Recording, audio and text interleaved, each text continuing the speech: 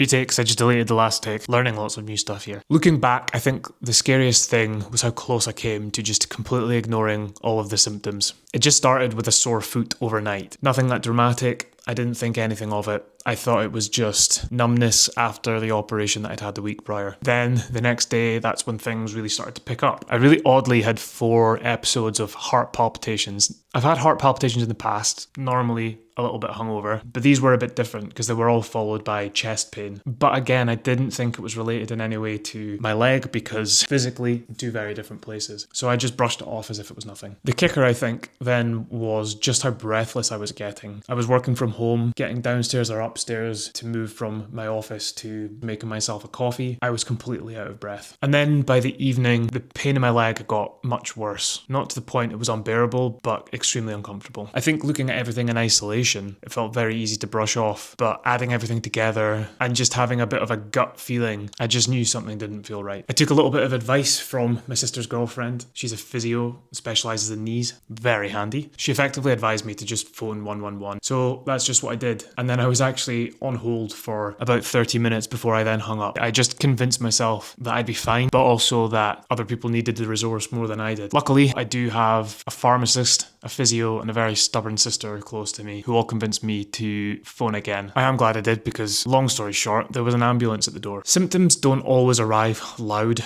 I think if something feels off, make sure you don't feel like you're a burden. Trust that feeling and get yourself checked out.